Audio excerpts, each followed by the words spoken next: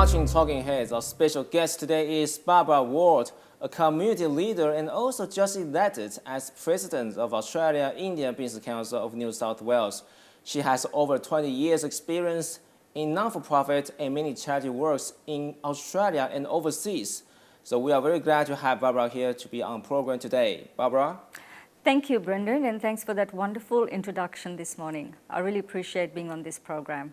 So to start with, can you please tell us a bit about yourself? Well, what do I say? I started my career about, when I was quite young. My mum got me a job as an accounts clerk, and I worked there in a hotel industry, did a whole round of things. Studied, went on and did accounting, auditing, and then I had this thing, you know, I worked for the public sector. I was the manager of finance and administration in New South Wales Crime Commission. I was a financial controller at Lane Cove Council. I set up a couple of businesses, not-for-profit, from ground up, which has gone on to be a $30 million organisation today. But there was something kind of missing. I felt like I really wanted to work not in the corporate sector. I really wanted to do something in the community. So from that, I decided to do the transition and move to the charity sector.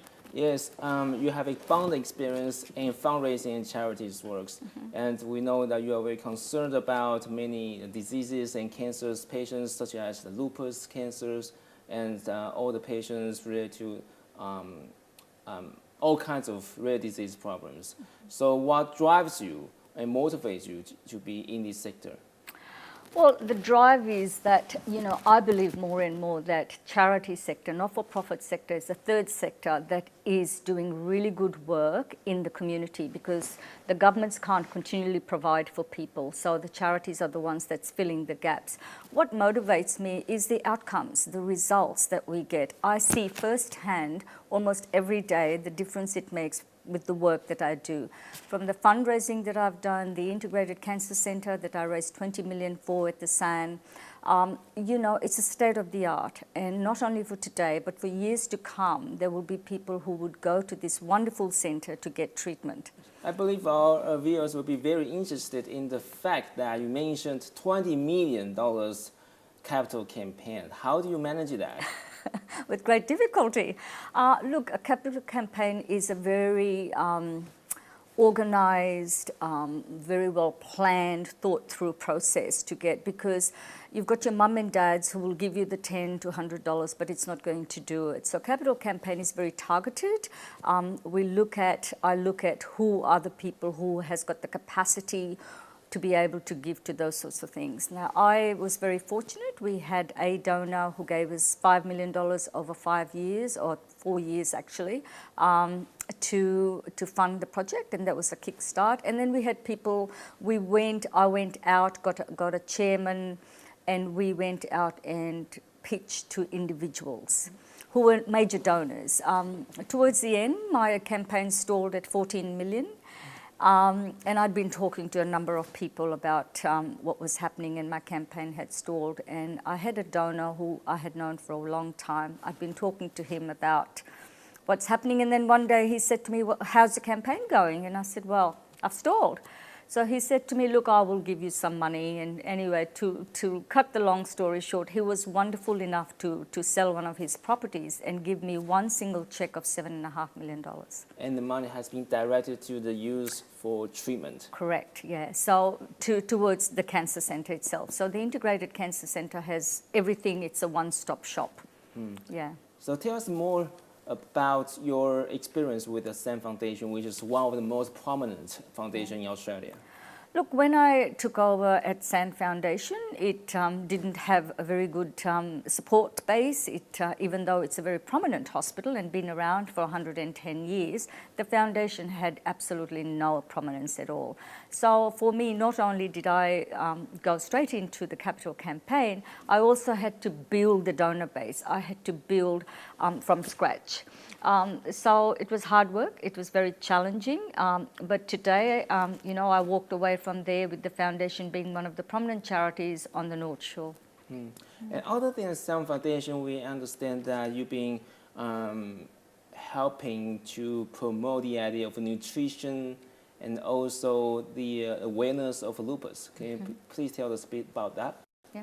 So with Nutrition Australia, I had been the national president for Nutrition Australia, and then I've also been the president for New South Wales Nutrition Australia. It's my passion to keep people healthy. Working in a hospital sector, in the hospital environment, I'm acutely aware of some of the illnesses that people have, which can be avoided by just eating well, having better education, being able to have choices. So that's where my interest comes into with nutrition. I think nutrition is very important, as is exercise. So I'm also the president of SHARE. SHARE is an organization that runs exercise classes for over 55. So again, it's that whole well-being of people. I'm also the president of Lupus Association. Now, I got involved in Lupus Association some 5-6 years ago. I've been the president for the last few years, and lupus is a terrible and a cruel disease. People who have lupus actually look very well. To look at them, you wouldn't think there was anything wrong with them. It's an autoimmune disease. It actually, your good system attacks your own body. People who have it, it's debilitating, absolutely debilitating. They can't work, they are in a lot of pains. Patients end up having kidney failures. You would have heard Selena Gomez, who recently had a kidney transplant. Seal, who's on Channel 10, has those marks on his face, which is from lupus. When you have lupus, you get these rashes, and it actually looks like a butterfly. So that's why some of our logos are butterflies, you would see that we've got there. So, you know, I'm really lobbying and advocating for lupus patients. 1 in 700 people in Australia have lupus, yet lupus is the most underfunded and underdiagnosed illness in modern times. How does the government support your initiative?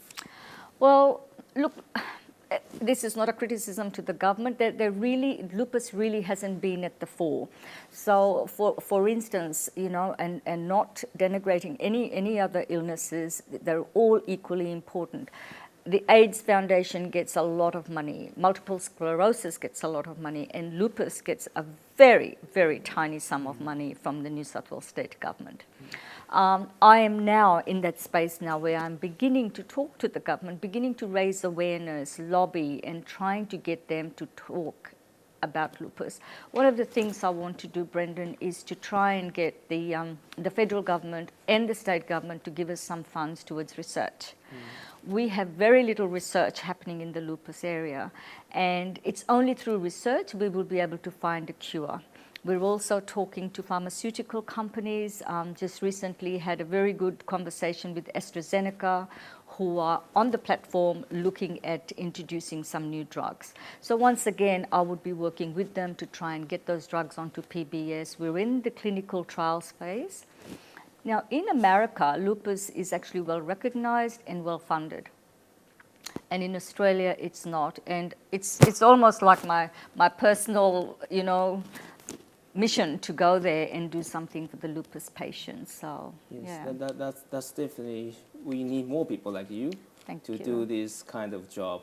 And also you've been serving several board memberships on several companies and also non-for-profit organizations. One of the most prominent organization is Lifeline, and I want to hear more about your role and position in Lifeline. Mm-hmm.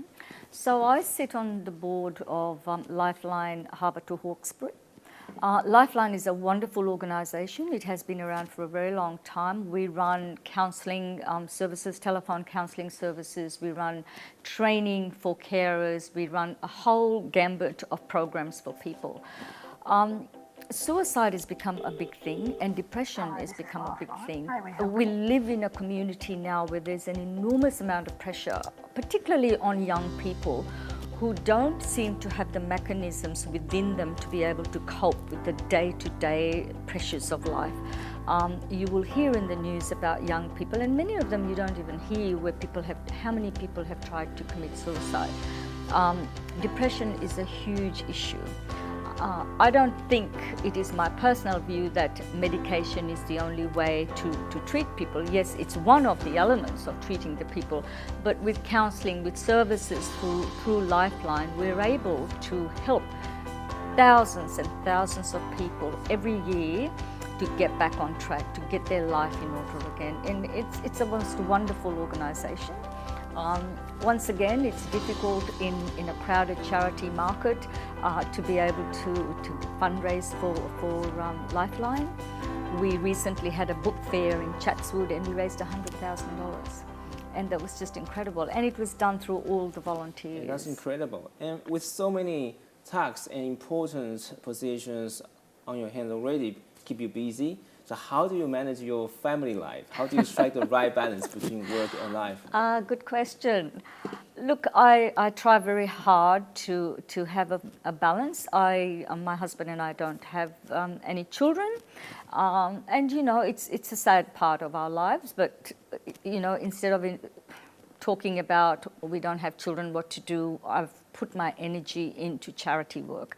So I think, you know, I believe that God has a plan for all of us, and perhaps his plan for me was he needed me to serve him and serve the people. So my husband's wonderful. He's pretty much takes care of the home life for us. He works as well. He has a fairly demanding role in his position. But he's very supportive also. So he is my pushing and shoving volunteer. Yes. So, you know, he volunteers without volunteering, if you know what I mean. And I have a very close-knit family. I have a brother and a sister and my dad. My mum passed away some 10 years ago. So I have a very close-knit family. We talk to each other every day on the phone. We see each other all the time. I try to make sure that I do have the time with my husband. You know, we do have quality time. We bike ride together, although it's been very hot and we haven't done much of that in this summer. You know, just being able to walk, spend time together.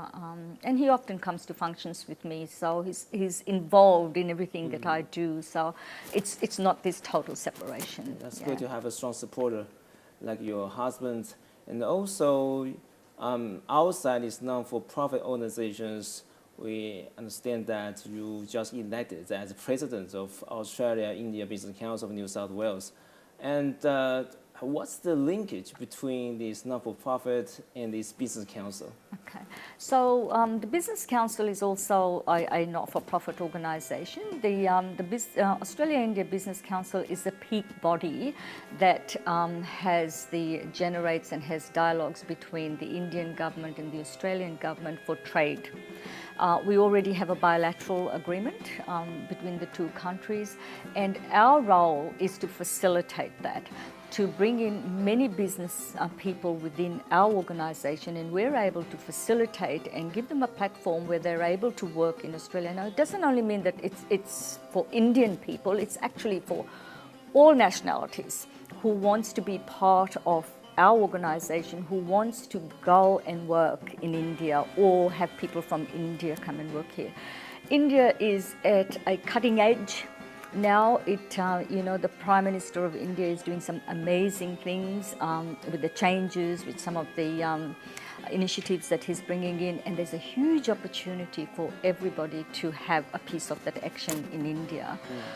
I also head up the health chapter nationally of Australia-India Business Council, which doesn't surprise anybody being involved in the health sector so much. So that's another aspect of things. So we have a number of chapters. We've got an education chapter, we've got a health chapter, we've got women in business, and we've also got young entrepreneurs chapter. So these, apart from the whole of the body, we also have these different chapters which enables people to be able to tap in, and in different groups we're able to facilitate people to be able to gain some of that access. And you know, when we do things, have trade agreements, we take delegations to India, Indian delegations come over here, we are able to facilitate on a one-to-one at a very high level for people to be able to work in India.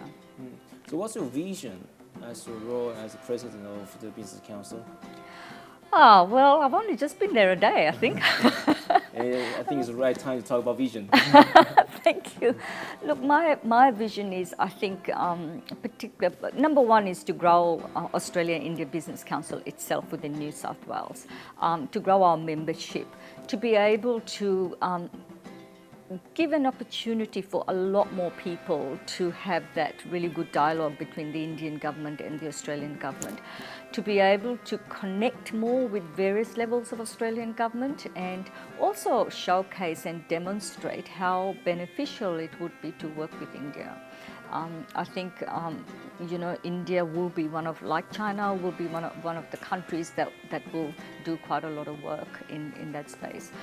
We're looking at things like energy, environment, food security, health sector, and there's a lot of changes there. So that's the whole view. My personal view would be to work through Australia-India Business Council in the health sector. To be able to do things like India does a lot of research and we're really not tapping into it, so perhaps start to get more universities and the Australian government to work with India in the research space. IT, they are very, very good in IT, so you hear our Prime Minister talk about IT disruption. These are the things we need to be doing. So again, in that area, trying to grow that environment, grow that particular aspect of business. In the health sector, I would personally like to see, little medical centre things in rural India, where doctors, nurses don't have to leave their little villages when they graduate or whatever. They're able to come back to their little villages and be a doctor, be a nurse, and provide that one-on-one care. So, my vision would be like we have in Australia, little medical centres everywhere. So we can have nutritionists, we can have people with exercise classes, GPs, all as a one-stop shop. So rural India doesn't miss out on the quality of service that they really need in the health sector. That's a very ambitious plan for the future. I know. And I think you have what it takes to be that role, as you are also awarded as the Local Woman of the Year in 2017. So it's very rare. Of course, we have lots of extraordinary women around here in Australia, but have you ever seen yourself as a special case? Oh, look, I don't think I'm special, any more special than anyone else. There are many, many women and men who do similar work as I do. I think I am very fortunate, and I really believe that it's a privilege to be able to honour and be able to serve the people. Fame and fortune is not what it's about. It's about genuinely giving back to people, genuinely believing in what you're doing. If I get an award, if I get recognised, you know what, it's a bonus. But I don't do it for that. And I certainly never think that I'm an extraordinary person. I'm just a person trying to do good in the community. And if it makes somebody's life better, even for one day, well, why not? So lots of community work, lots of great ambitions. And you also coming from Indian background. I believe that you have some idea about how to promote multiculturalism in New South Wales as well as Australia. So what's your vision for a more cohesive, harmonious community? Well, as you said, coming from a different background, look, I came to Australia in the 70s, and there were very few multicultural people around, and today we're a diverse, vibrant, amazing country. There are challenges, and I believe that, when I come to this country, I need to adapt and adopt their culture and their way of living first, which I have done. And I would sincerely ask everyone to do the same. But don't forget your own heritage, don't forget your own culture. Do that, but have this nice balance. What I do to promote it is exactly that. I participate in Chinese New Year, I participate in Indian Diwali festivals, bring various communities together. I am part of many of the organizations where we run various events during that time. I also run through SHARE, once again, that runs exercise classes throughout Sydney metropolitan area. We have many events during that time. The classes that they run are multicultural classes as well. We have special Chinese speaking classes, we have special Indian speaking classes, Mandarin. So to have a cohesive multicultural organization, I don't think it's one size fits all. I think we need to be really quite mindful of different cultures and be able to integrate that into our community, but give space for people to be able to express themselves, because I think we're a wonderful country, we're a very exciting country because of our multiculturalism. And people need to be able to say, yes, we appreciate this, but we want to do this, but have that nice soft approach, you know. We work with various multicultural organizations within Australia and overseas, and it's actually quite quaint to get to know what other people do and what they think and what they bring to society. I think society as a whole learns a lot from different cultures. I think it educates them, it brings vibrancy, it brings enthusiasm, and you know, and also I think it makes people want to travel to those different countries. You know, tourism flourishes because you talk about, you know, different countries. I have some people who are Spanish, and my husband and I just returned from Spain and Portugal, and it was lovely to go to that country and say, oh wow, you know, this is what it's about.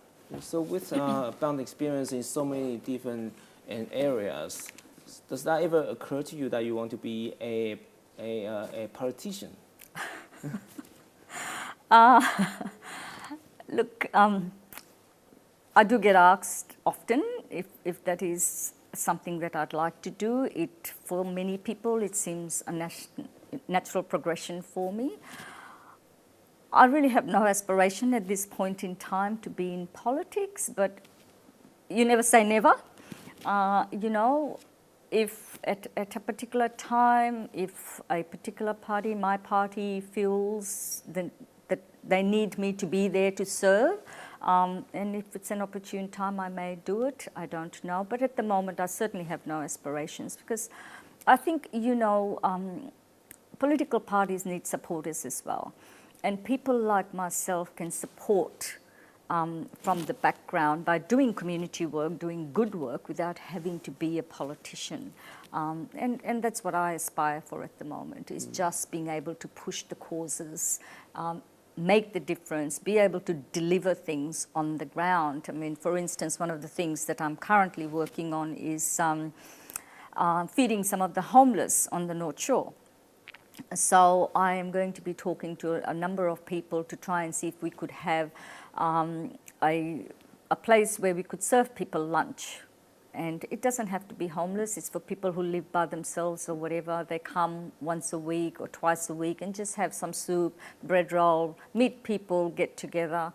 So again, it's just, you know, working in the community, looking at the needs of individuals, breaking down the isolation barriers, being a conduit where people can come to and have fun and eat and liaise, you know.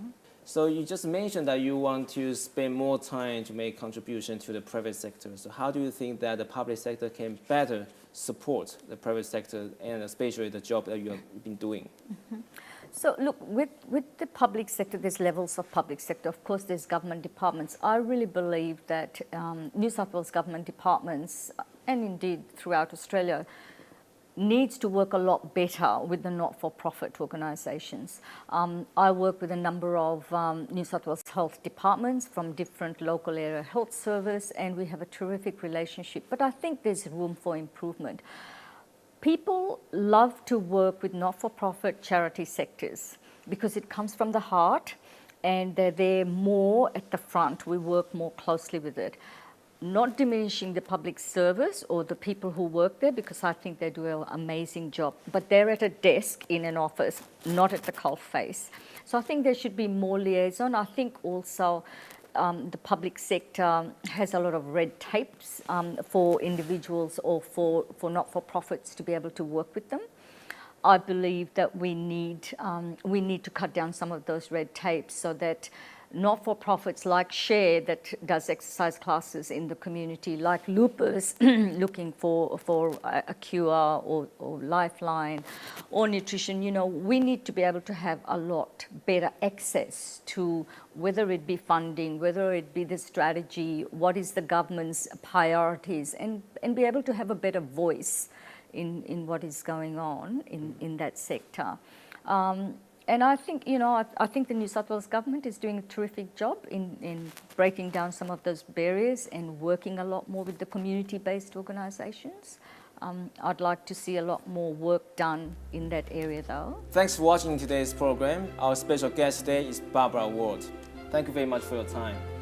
Thank you, Brendan. It's been a pleasure to be here, and thank you for giving me the opportunity to be able to talk about some of the things we do in the community. Thank you.